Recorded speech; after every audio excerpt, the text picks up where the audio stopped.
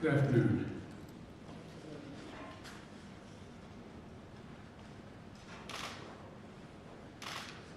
Earlier today, I visited a restaurant here in town. I'm going to mispronounce it, Las Hilamia, and which is a pilot program for Restaurant Revitalization Fund and an important piece of the American Rescue Plan. One of my goals of the American Rescue Plan is to make sure that we get this law's benefits quickly and directly to the American people. So before I say a bit more about what we're doing to support our nation's restaurants, let me provide an update on what is happening through the American Rescue Plan right now as I speak. First is providing checks in pockets and shots in arms. More than 163 million rescue payments have already gone out. These are checks, direct payments of up to $1,400 that for a typical family of four making about $110,000 means a $5,600 check you'll get. By the time all the money is distributed, more than 85% of American households will have received a check. The rescue plan is also funding vaccine administration and distribution. It's a big reason why we're able to administer over 220 million shots in my first 100 days, a pace unmatched by any other nation in the world, or in prior mass vaccinations in all of American history. You know, it's helped schools reopen safely. It's helping child care centers stay in business. It's helping families pay for child care. The rescue plan is delivering food and nutrition assistance to millions of Americans facing hunger, and hunger is already sharply down in the United States. It's also providing rental assistance to keep people from being evicted from their homes. It's making health care more affordable. It's cutting child poverty in this country in half. And the list goes on, and the message is clear. Help is here. And the bottom line is this: the American Rescue Plan is working. America is getting vaccinated. Job creation is soaring. The economy is growing, and our country is on the move again. But some of the parts of our economy need special help. At the top of that list is our nation's restaurants. When COVID-19 pandemic struck, our nation's restaurants were some of the first hit and the worst hit. In 2020, more than 2.3 million restaurants jobs disappeared. 2.3 million restaurant jobs disappeared. Restaurants are more than a major driver of our economy. They're woven in the fabric of our communities. And so for many families, restaurants are the gateway to opportunity, a key part of the American story. There are families of all races, all ethnic backgrounds, all nationalities in this country who have built their American dream around a family-owned restaurant. And for more workers, their own story of economic progress starts in a restaurant. In the restaurant I just visited, and Rogelio Martinez, who immigrated to this country 17 years ago, started working as a meat packer. Now he is the restaurant's lead butcher and one of its owners. For nearly 1 in 3 Americans, this is hard to believe, but for 1 in 3 Americans, a restaurant provided their first job. More than half of all Americans have worked in a restaurant at some point in their lives. Before the pandemic, restaurants and bars employed 12% of all the workers in our country. This is an industry that provided more opportunity for minority managers than any other industry in America. This is an industry where the staff feels like family and often is family. When the pandemic hit, restaurant owners and operators were resilient, creative, and generous. Almost overnight, restaurants put in place safety measures to protect their employees and to protect us. They stepped up to feed our frontline workers. They changed their menus. They transitioned to takeout and delivery so they could be serving people who depended on them. But even with the changes, many had to furlough or lay off workers or close entirely. The restaurant I visited today went from 55 employees to just 7 before it started to bounce back. Now, as we vaccinate Americans, customers are coming back. Our vaccination progress and our economic recovery is going hand in hand. As that happens, we want to make sure that our restaurants, bars, and other dining establishments can staff back up, and they can come back as well. Right now, only about a quarter of the restaurant owners expect to return to normal operations in the next 6 months. We can do much better than that with the American Rescue Plan. The Restaurant Revitalization Fund, that's what it's called, the Revitalization Fund, will provide direct relief to restaurants and to hard-hit food establishments, bars, bakeries, food stands, food trucks, and caterers. Businesses that get grants can use it to cover payroll, rent, utilities, supplies, everything they need to stay open and to reopen. We're opening the doors of this program so that restaurants all over the country can open their doors again. We started accepting applications on Monday. Today's Wednesday. We made it quick and easy to apply. Within the first 2 days, there were 186,200 applications from all 50 states for help. That's a staggering number. 97,600 of those applications came from businesses owned by women, veterans, and socioeconomically disadvantaged individuals. Now the applications, all have been processed yet. But right now it looks like we'll be able to provide help to about 100,000 restaurants and other eligible businesses. We passed the American Rescue Plan, we did that. Some people said it wasn't needed. Well, this response proves them wrong, it's badly needed. About a year ago, when the first round of the Paycheck Protection Program opened up, a lot of the smallest firms saw the doors shut in their face. The law was written so that as we process these applications, a new one, we focus first on those who were left behind by the other relief programs. And to make sure the relief is distributed fairly, we also set aside funds for the smallest restaurants, bars, food trucks, and many family-owned restaurants that haven't gotten any help to date, and they need it. That way, they don't have to compete above their weight class for these grants. 61,000, sorry for all the numbers, but they're important. 61,700 applications have come from the smaller bars and restaurants already. And I want to thank the Small Business Administrator, Isabel Guzman, for the work that she and her team are doing to make sure we get help quickly and fairly to the businesses that need it the most. As I said, I've spoken to dozens of restaurant owners about the challenges they face. But I've also received letters from people who want to tell me about the restaurant owners in their communities. I received one letter from a man who asked me to look out for a pair of local restaurant owners who he described as, quote, the hardest working people I've ever met, end of quote. Another letter was from a woman who wanted to tell me about how important the couple that ran the restaurant in her town near her was. She said they are, quote, the strong, consistent foundation of our community, end of quote. Whether it's our economy or our sense of community, we're relying on restaurants to play a big role in our recovery. If we want our economy to recover in a way that deals everyone in, then our restaurants need a seat at the table, no pun intended. That's what we're giving them. That's what this program is about, a seat at the table. This is another example of how we're putting the American Rescue Plan to work quickly and effectively and showing the American people that their government can deliver for them again and do it without waste.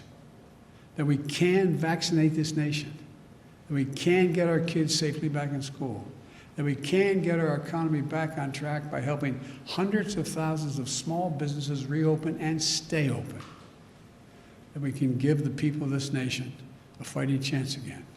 That's what this is all about. God bless you all, and may God protect our troops. Thank you. Mr. President Biden, are you going to back a waiver of the at the WTO? Are you going to back that? Is the U.S. government Yes, going to I'm back going to that? talk about that later today, yes. President Biden, you said earlier you don't understand Republicans. What is it What does it say about them if they oust Liz Cheney from leadership for telling the truth about the election? Look,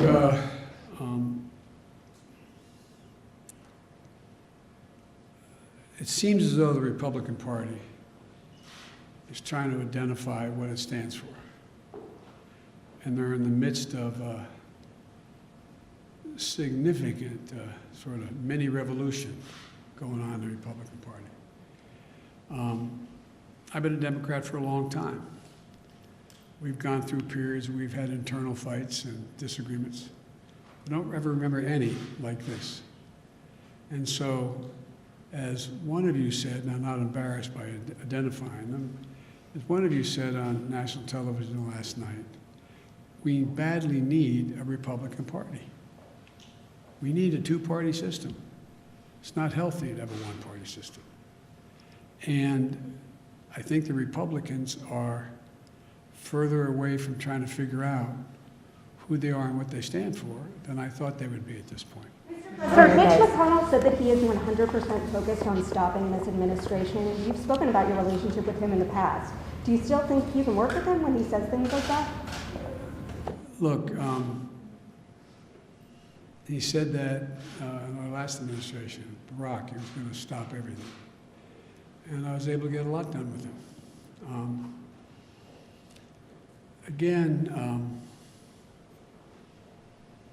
Look, everything I'm proposing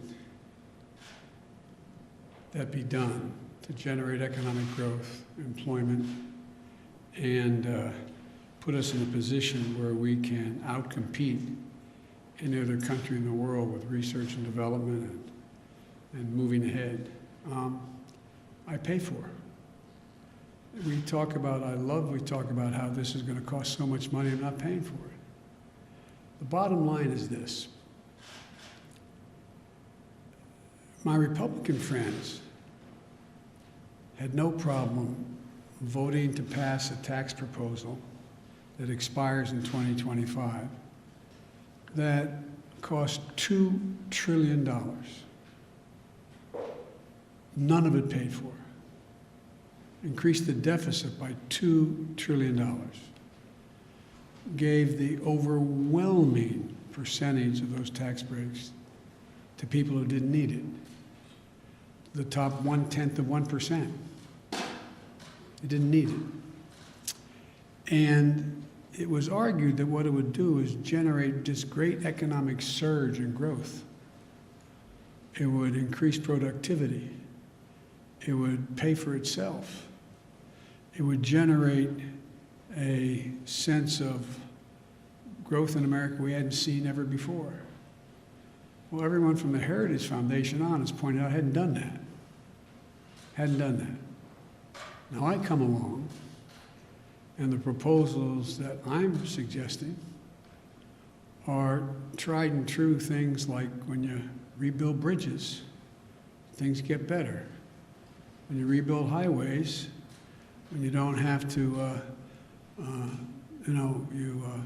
airports, ports, it all matters. It increases productivity. And the programs that relate to people are programs that are the things that also generate economic growth.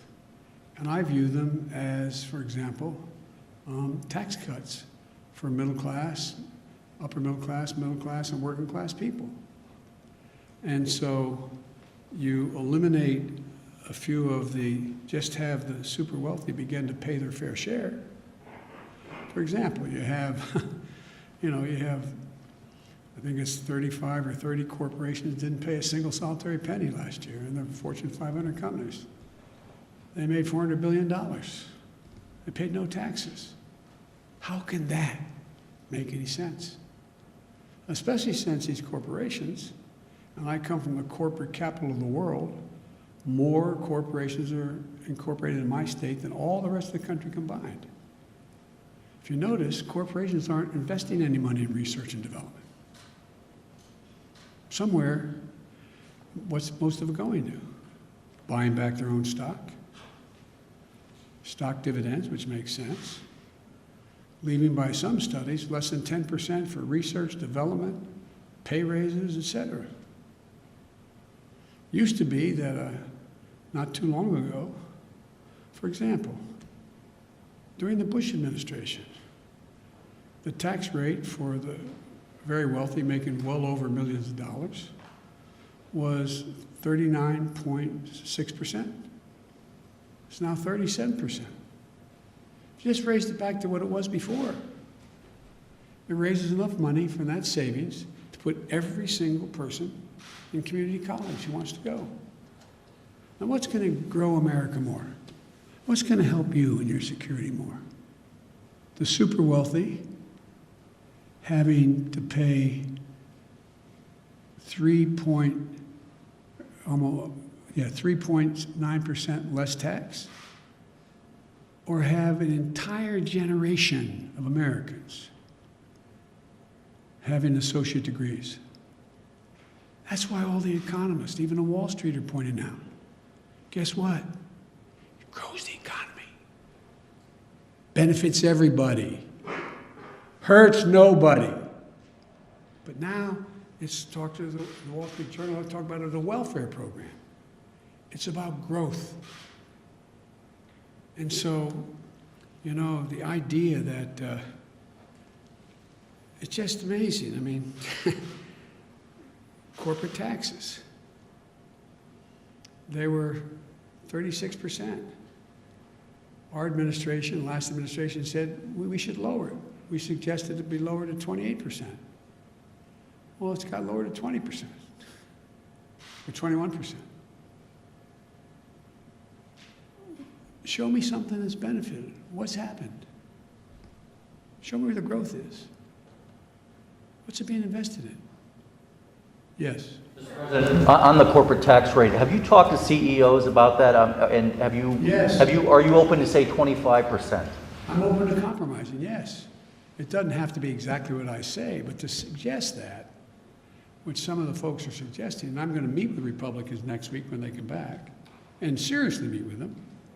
I'm willing to compromise, but I'm not willing to not pay for what we're talking about. I'm not willing to deficit spend. They already have us $2 trillion in the hole. So, and by the way, you saw, you know, the last 5 leaders of the Fed coming out and saying what they say. They said Biden's plan is going to grow the economy. You have Moody's talking about increasing up to, I don't know what the most recent one is, 16 million new jobs. It's about growth, not stunting growth. Like I said, not too long ago, I guess it was back in the 2000 range, thereabouts. Don't hold me to the exact year. I'll have my staff come back with the exact date. The average CEO of the Fortune 500 companies made like 36 times what the average employee of that corporation made. It's over 450 times as much now. As my mother would say, who died and left them boss? No, seriously, what rationale? Tell me what benefit flows from that. We're not going to deprive any of these executives of their second or third home, travel privately by jet. That's not going to affect their standard of living at all, not a little tiny bit. But I can affect the standard of living that people I grew up with. If they have a job, I can expect to make sure the standard of living people I grew up with, if they have child care, can afford it, so 20 million women can be back in the workforce. This is just makes no sense to me. But I'm going to have to be able to explain this, and I'm going to keep banging at it. I think I'm not being solicitous, and I'm not trying to ruin your reputation. I think most of you understand what I'm saying. Whether you agree with me or not, I think you understand what I'm saying. It's fair to say this is about making the average multimillionaire pay just a fair share. It's not going to affect their standard of living a little bit. Thank you all very much. The interest rates.